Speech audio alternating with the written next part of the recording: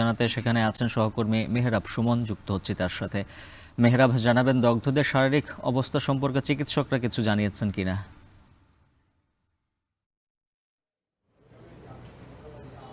উজ্জ্বল, নারায়ণগঞ্জের সিদ্ধিরগঞ্জে গ্যাস লিকেজের মাধ্যমে ৮ জন দগ্ধ হয়েছে, তারা আবার একই পরিবারে। তারা এখন সকাল ৫টায় জাতীয় বার্ন অ্যান্ড প্লাস্টিক সার্জারি ইনস্টিটিউটে ভর্তি হয়েছেন। তাদের সবারই অবস্থা আশঙ্কাজনক। এটি একটু মাত্রই আমি জেনে আসি দায়িত্বরত চিকিৎসকের কাছ থেকে। তাদের মধ্যে ২ জন নারী রয়েছেন এবং শিশু রয়েছেন ১ জন। তাদের সবার অবস্থাই এখন আশঙ্কাজনক বলছেন আপনার দায়িত্বরত চিকিৎসক। যেটি জানতে পারলাম যে গতকাল রাতে গ্যাস লিকেজের মাধ্যমে তাদের ওইখানে দগ্ধ হয় তারা, এবং সকাল ৫টা নাগাদ তারা জাতীয় বার্ন অ্যান্ড প্লাস্টিক সার্জারি ইনস্টিটিউটে এসে ভর্তি হন।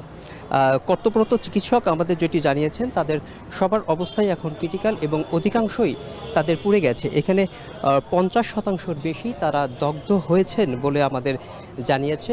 আর আমি কিছুক্ষণ আগেই আপনার ইমার্জেন্সি, যেখানে আপনার জরুরি চিকিৎসা সেবা দেওয়া হচ্ছে, সেখানে আমি নিজে গিয়েছিলাম এবং যেটি দেখতে পেলাম যে তাদের প্রাথমিক চিকিৎসা এখন চলছে, চিকিৎসায় কোনো ত্রুটি করা হচ্ছে না। তবে তাদের অবস্থা খুবই আশঙ্কাজনক এবং তারা দায়িত্বরত চিকিৎসক আপনার এটি বললেন যে তাদের অবস্থা যে কী হবে, কোন দিকে যাবে, এটা এখনও বলা যাচ্ছে না। তারা আরও ৬ ঘন্টা পর্যবেক্ষণের পর তারা শিফট করবে রুগীকে, কোথায় আইসিইউতে দিবেন নাকি আপনার জেনারেল বেড অথবা কোনো কেবিনে দিবেন।